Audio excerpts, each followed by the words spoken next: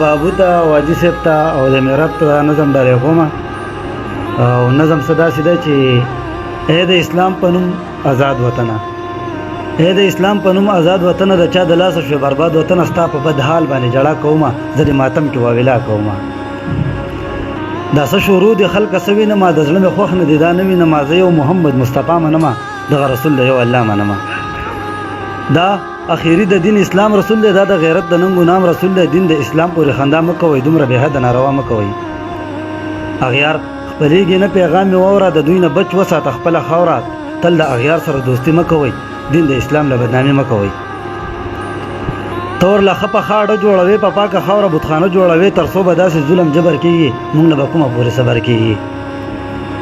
موږ په مړانه د خالد بچیو، د سر نه تیر یو موږ هغه سړي د چا بوتان او نه مندر منمه، نه د اسلام د پاسه سر منمه.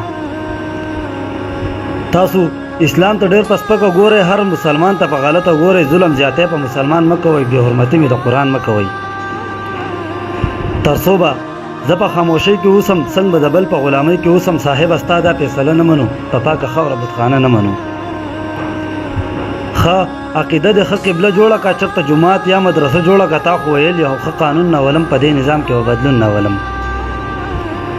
په جمع وایو ستا قانون ته سلام، په دې وطن کې ستا بدلون ته سلام. که دا قانون وي نو په کار مې نه دی، که دا بدلون وي نو په کار مې نه دی.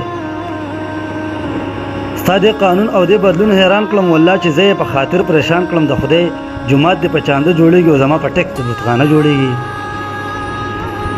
د ملک واکداره خاموشي مه کوه، د تیرو غیږ کې زندګي مه کوه، دغه کافر کور د مولا ورانوي، د پیغمبر د زړه دنیا ورانوي.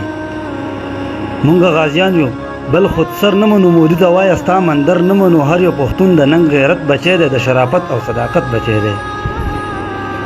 مونږ د اسلام په نوم غیرت کړی دی، هر یو پښتون د دین خدمت کړی دی. مونږ په سر باندې کفن تړلی، مونږ دشمن د مرګ په تیغ وجلی. زما پیغام باندې فکرونه وکړئ، ګریوان کې وګورئ، سوچونه وکړئ. کوي غلطه نو په دار مې کړی بیا، زازم خان وایم سمسار مې کړی بیا، زازم خان وایم سمسار مې کړی.